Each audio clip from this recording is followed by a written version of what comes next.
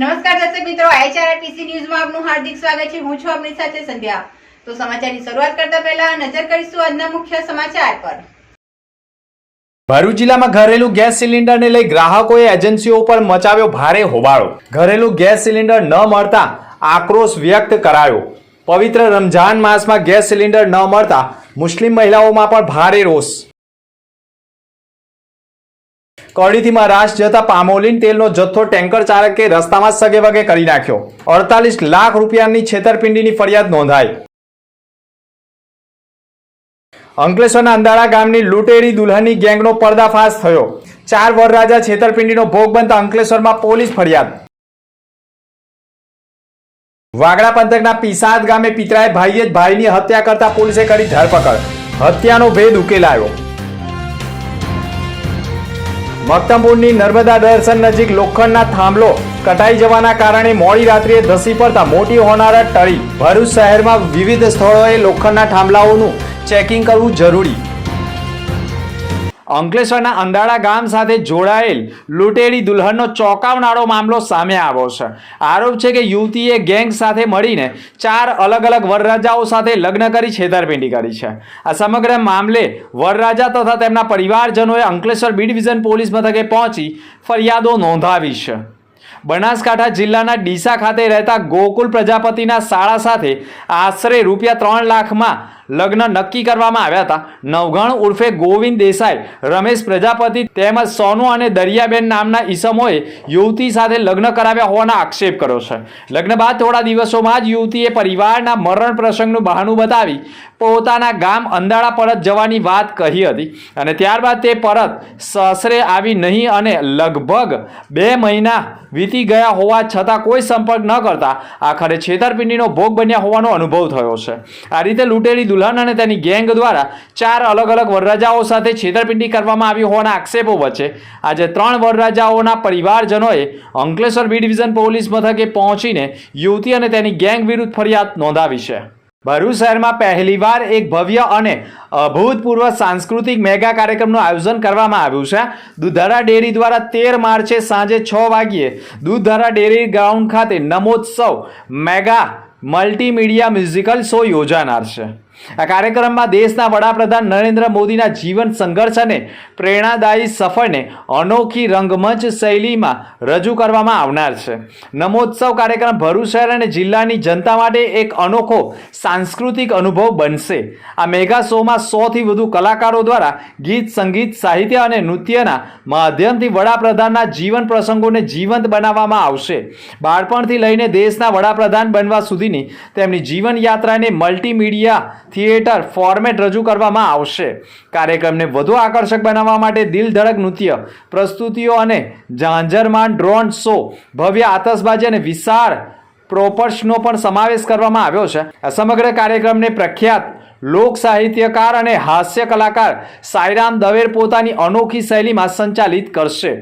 Dudhdhara dairy ground ખાતે કાર્યક્રમની તૈયારીઓ પૂરજોશમાં ચાલી રહી હોય તેનું નિરીક્ષણ પણ દૂધધારા ડેરીના ચેરમેન ઘનશ્યામ પટેલ અને ભાજપના જિલ્લા પ્રમુખ પ્રકાશ મોદી, ઉપપ્રમુખ નિરલ પટેલ અને મહામંત્રી જિગ્નેશ મિસ્ત્રી સહિત પદાધિકારીઓએ કર્યું હતું।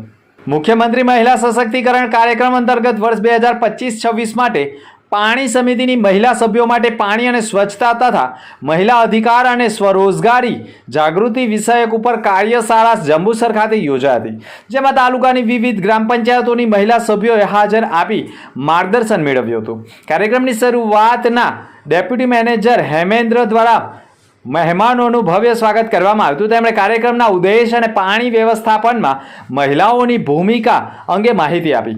કાર્યક્રમ દરમિયાન જિલ્લા કોઓર્ડિનેટર વાસ્મો ભરૂચ કમલેશ સિંઘ દ્વારા પણ મહિલા સશક્તિકરણ તેમજ પાણી સમિતિમાં મહિલાઓની મહત્વપૂર્ણ ભૂમિકા અંગે માર્ગદર્શન આપવામાં આવ્યું હતું। આ ઉપરાંત અતાપી સેવા ફાઉન્ડેશન જંબુસરના પ્રોગ્રામ મેનેજર શબનમ કુરેશી અને પ્રોજેક્ટ હેડ રાહુલભાઈએ પણ મહિલાઓને સરકારની વિવિધ સ્વરોજગારી યોજનાઓ અને સ્વસહાય જૂથોની કામગીરી વિશે માહિતી પણ આપી માર્ગદર્શન પૂરું પાડ્યું હતું। ભરૂચ જિલ્લા ભારતીય જનતા પાર્ટીની નવી ટીમની હાલમાં જ જાહેરાત બાદ જિલ્લા પ્રભારી પરાક્રમસિંહ જાડેજાના અધ્યક્ષસ્થાને નવા સંગઠનની પરિચય બેઠક મળી હતી. ભરૂચ જિલ્લા પંચાયત પ્રમુખના નિવાસ સ્થાને ભરૂચ જિલ્લા ભાજપ પ્રમુખ પ્રકાશ મોદી અને જિલ્લા પંચાયત પ્રમુખ મહેન્દ્રસિંહ વાસદિયાની ઉપસ્થિતિમાં યોજાયેલી બેઠકમાં નવનિયુક્ત મહામંત્રીઓ, ઉપપ્રમુખો તથા મંત્રીઓ, તમામ 14 મંડળના પ્રમુખ હોદ્દેદારો અને કાર્યકરો ઉપસ્થિત રહ્યા હતા. નવા સંગઠનની સંયુક્ત પહેલ બેઠકમાં જ પરિચયનું આદાન પ્રદાન કરાયું હતું. સાથે જ આગામી સ્થાનિક સ્વરાજ્યની ચૂંટણીઓનું રણસીંગું ફૂંકાઈ રહ્યું છે. પ્રભારી પરાક્રમસિંહ જાડેજાએ જિલ્લા પ્રમુખ પ્રકાશ મોદીની આગેવાનીમાં સૌ હોદ્દેદારો, કાર્યકરોને કામે લાગી જવા આહવાન કર્યું હતું. વર્ષ 2021ની ચૂંટણી કરતાં પણ ભરૂચ જિલ્લા પંચાયત, 9 તાલુકા પંચાયત અને 4 નગરપાલિકામાં ભવ્ય જીત મેળવવાના ધ્યેય સાથે મનોમંથન કરાયું હતું.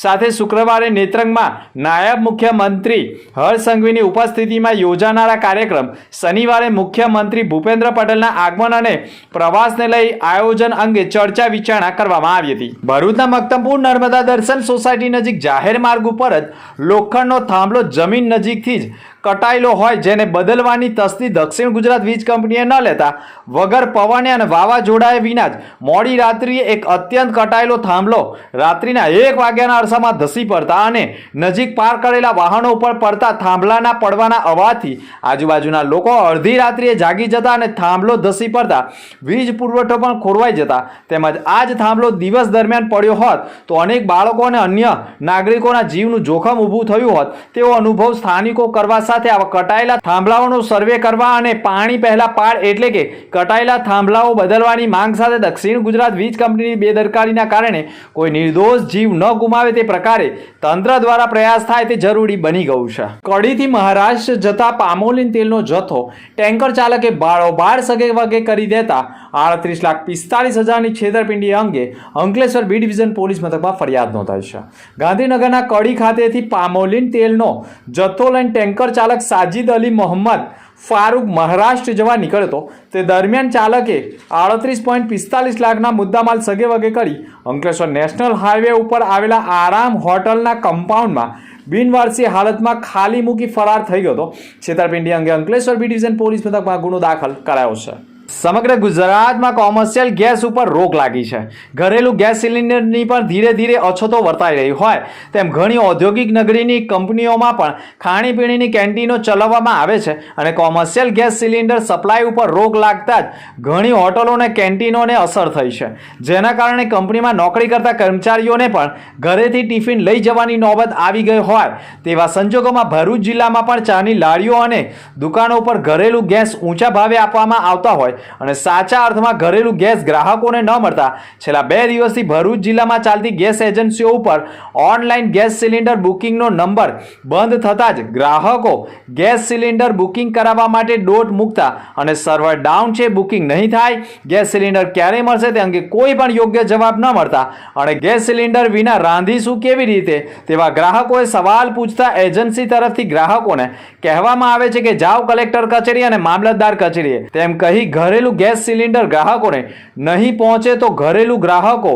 શું ઘરે લાકડાથી ચૂલો ચલવીને રસોઈ કરશે તેવા ચોંકાવનારા અહેવાલો વચ્ચે હાલમાં મુસ્લિમ બિરાદરોના પવિત્ર રમજાન માસમાં મુસ્લિમ બિરાદરનો ગેસ સિલિન્ડરો નહીં મળતા કે બુકિંગ ન થતા ગ્રાહકોએ સરકાર સામે પણ ભારે આક્રોશ વ્યક્ત કરી ઘણા લોકોએ ઇલેક્ટ્રિક સગડી ખરીદવાની પણ નોબત આવી હોય અને લાઇટ બિલ પણ વધુ આવશે તો કોણ જવાબદાર જેવા સવાલો ઊભા કરી ગેસ સિલિન્ડરનું કાળાબજારી રોકવા માટે જિલ્લા વહીવટી તંત્રએ પણ એજન્સીઓ પર ખાસ નજર રાખવાની અને ઘરેલું ગેસ સિલિન્ડરોનું કાળાબજારી ન થાય અને સાચા અર્થમાં ગ્રાહકોને ઘરેલું ગેસ સિલિન્ડરો મળી રહે તેવા પ્રયાસો કરવાની માંગ ઉઠી ગઈ છે. જો કે સમગ્ર મામલે ગેસ એજન્સીઓમાંથી નીકળેલા ગેસ એજન્સીના ઘણા ટેમ્પા ચાલકો ઘરે સપ્લાય થતી વેળાએ જ ગેસ સિલિન્ડરોમાંથી અન્ય ગેસ સિલિન્ડરમાં 3 થી 4 કિલો અન્ય બોટલમાં રિફિલિંગ કરી ગ્રાહકોને ઓછો વજનવાળો સિલિન્ડર સપ્લાય થતા હોય તેવા અહેવાલો વચ્ચે ભરૂચના ભાલિયાવાડ નર્મદા નદીના કાંઠે તથા તાળિયા સહિતના અવાવડું જગ્યાએ ટેમ્પાઓને રોકીને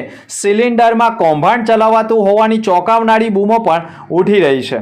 ગ્રાહકને ગેસ સિલિન્ડર વજન કર્યા વિના જ મૂકીને ભાગી જતા હોય જેનું ઘણા મીડિયા કર્મીઓએ સ્ટિંગ ઓપરેશન પણ કર્યું છે અને તપાસમાં ગ્રાહકને ગેસ સિલિન્ડર સપ્લાયમાં ભાડું ઓછું અપાતું હોવાના કારણે ટેમ્પા ચાલકો આવા કૌભાંડને અંજામ આપતા હોવાની માહિતી પણ સાંપડી રહી છે. ભરૂચ તાલુકાના જૂના તવડા ગામે પાવન સલીલા મા નર્મદા નદીના કિનારે આવેલા મંગલમઠ કબીર આશ્રમ ખાતે મંગલમઠના સ્થાપક પૂજ્ય મંગળદાસ સાહેબની આજે 34મી પુણ્યતિથિની ભવ્ય ઉજવણી કરવામાં આવી, જેમાં ભજન કીર્તન ગુરુપૂજન પ્રાર્થના સત્સંગ પ્રવચન ભોજન આનંદ આરતી સહિતના વિવિધ ધાર્મિક કાર્યક્રમો યોજાયા હતા. કાર્યક્રમમાં વિશેષ વડોદરાના માજલપુર કબીર આશ્રમના મહંત શ્રી 108 ખેમદાસ સાહેબ તથા અંકલેશ્વર કબીર આશ્રમના મહંત શ્રી 108 ગુરુચરણદાસ સાહેબ તથા ખૂબ જ મોટી સંખ્યામાં ગુરુ સાહેબ શ્રીઓના તથા તવડા મંગલમઠના સતી સેવકો ખૂબ મોટી સંખ્યામાં ઉપસ્થિત હતા.